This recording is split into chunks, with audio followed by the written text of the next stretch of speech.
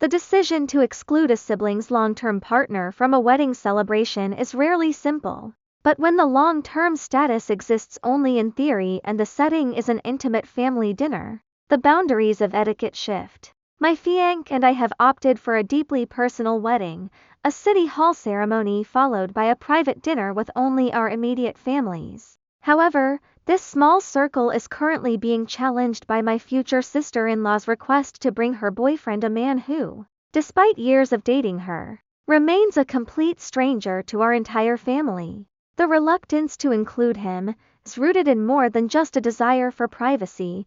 It is a response to a series of significant red flags. Although they have been together for years, he has never met my fiancé, his brother, or his father. He has a history of last-minute cancellations at major family events, including my brother-in-law's wedding, and claims a hatred of photography that feels more like an attempt to remain anonymous than a personality quirk. Most concerning is his personal life. He remains legally married, with his wife's belongings still occupying a room in his home, while the timeline for his divorce remains perpetually stalled. To me, he is not a partner, he is a collection of inconsistencies. Logistically, the wedding dinner is already a high-stakes environment. My parents and stepfather have yet to meet my fiancé's siblings. Adding a total stranger to this mix, especially one with such a sketchy reputation, would fundamentally alter the vibe of the evening.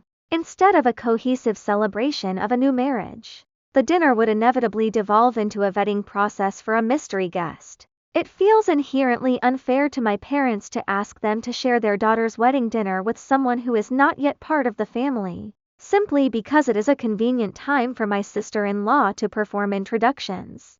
I have attempted to be reasonable by offering an alternative. Since they will be in town for several days, I am more than willing to host a separate brunch or lunch the following morning. I have no issue meeting him, I simply refuse to meet him for the first time at my own wedding dinner. My fiancé, while conflict avoidant, agrees that the request is odd. Yet the burden of setting the boundary has fallen to me. Ultimately, a wedding is not a networking event or a convenient backdrop for someone else's social introductions.